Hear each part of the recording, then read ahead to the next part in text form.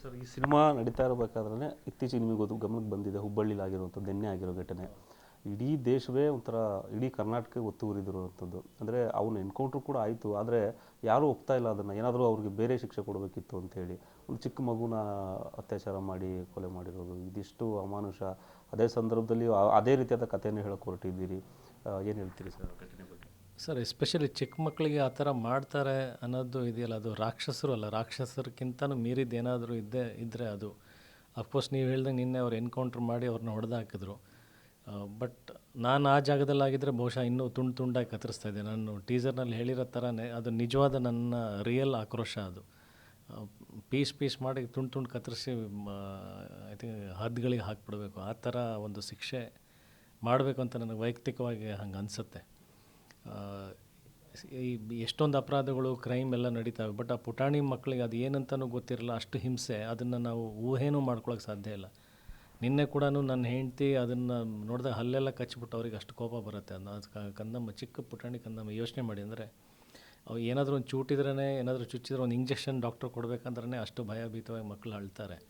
ಅಂಥದ್ರಲ್ಲಿ ಈ ಥರ ಒಂದು ಹೀನಾಯವಾದಂಥ ಕೃತ್ಯ ಮಾಡೋಕ್ಕೆ ಹೋದಾಗ ನನಗನ್ಸುತ್ತೆ ಜನರಿಗೆ ಕೊಟ್ಬಿಡ್ಬೇಕು, ಒಬ್ಬೊಬ್ಬನು ಅದನ್ನು ಪಾಟ್ ಹರಿದು ಬಿಸಾಕ್ಬಿಡ್ಬೇಕು. ಆ ಥರದ್ದೊಂದು ಶಿಕ್ಷೆ ಕ್ರಿಯೇಟ್ ಆಗಬೇಕು ಈ ಥರದ್ದೊಂದು ಕೃತ್ಯ ಮಾಡಿದವರಿಗೆ.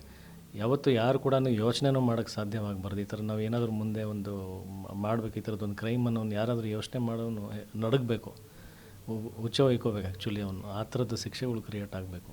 ಸರ್, ಈ ಸಂದರ್ಭದಲ್ಲಿ ಅದಾಗಿರೋದ್ರಿಂದ ನೀವು ಹೇಳಿದಾಗ ತುಂಡು ಕತ್ತರಿಸ್ಬೇಕು ಅಂದಾಗೆ ಸಿನಿಮಾದಲ್ಲಿ ಆ ಮಟ್ಟಕ್ಕೆ ಶಿಕ್ಷೆ ಆ ರೀತಿ ಆಗುತ್ತೆ ಸರ್, ಎಕ್ಸ್ಪೆಕ್ಟ್ ಮಾಡ್ಬೋದಲ್ಲ?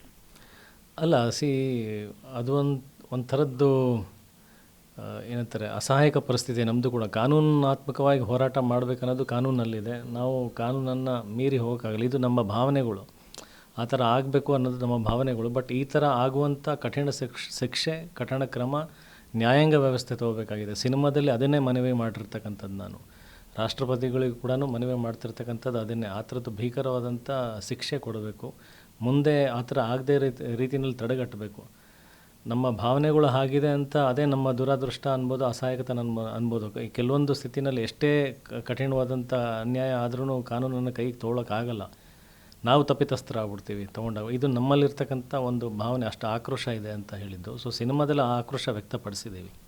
ಸರ್, ನೀವು ಹೇಳಿದಾಗಲೇ ಸಾಕಷ್ಟು ಆಗ್ತಾನೆ ಇರ್ತೀರ ಸರ್. ಸಿನಿಮಾ ಬರ್ತಾ ಇದೆ, ಅದೇ ಇನ್ಸಿಡೆಂಟ್ ಆಗಿರೋದ್ರಿಂದ ಪದೇ ಆಗ್ತಾನೆ ಇರುತ್ತೆ. ಹೆಣ್ಮಕ್ಳ ಮೇಲೆ ಅತ್ಯಾಚಾರ ಆಗೋದು, ಎಲ್ಲೋ ರೇಪ್ ಆಗುತ್ತೆ, ಕೊಲೆ ಮಾಡ್ತಾರೆ, ಸುಟ್ಟಾಕ್ತಾರೆ.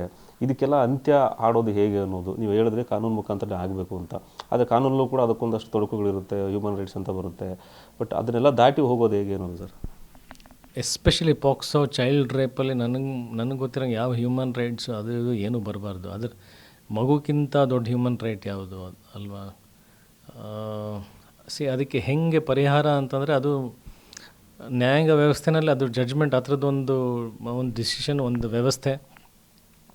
ನಮ್ಮ ದೇಶದ ಜನಸಂಖ್ಯೆಗೆ ತಕ್ಕಂತೆ ಅಲ್ಲಿ ನ್ಯಾಯಾಂಗ ವ್ಯವಸ್ಥೆಯಲ್ಲಿ ಸಿಬ್ಬಂದಿ ವರ್ಗದ ಜನಸಂಖ್ಯೆ ಹೆಚ್ಚಾಗಬೇಕು, ಪೊಲೀಸ್ ಅಧಿಕಾರಿಗಳ ವ್ಯವಸ್ಥೆ ಹೆಚ್ಚಾಗಬೇಕು. ಆಮೇಲೆ ಕೆಲವೊಂದು ವಿಚಾರಗಳಲ್ಲಿ ಪಬ್ಲಿಕ್ಕಿಗೂ ಕೂಡ ನ್ಯಾಯ ಕೈಗೆ ತೊಗೊಳ್ಳೋವಂಥ ಒಂದು ಅವಕಾಶಗಳು ಕೊಡಬೇಕಾಗತ್ತೆ. ಕೆಲವೊಂದು ನಮ್ಮ ಮಕ್ಕಳ ರಕ್ಷಣೆ ಅಂತಂದ ಬಂದಾಗ ಒಂದಷ್ಟು ಅಂದರೆ ಒಂದು ವಯಸ್ಸಿಗೆ ಸೀಮಿತವಾಗಿ ಆ ಮಕ್ಕಳಿಗೆ ಏನಾದರೂ ಅತ್ಯಾಚಾರ ಆದಾಗ ಒಂದು ಹಂತಕ್ಕೆ ನಾವು ಕೂಡ ಅದ್ರದ್ದು ಏನಾದರೂ ಒಂದು ರಕ್ಷಣೆ ಮಾಡುವಂಥ ಕ್ರಮ ನಮಗೆ ಕೊಡುವಂಥ ಕೆಲಸಗಳಾಗಬೇಕು.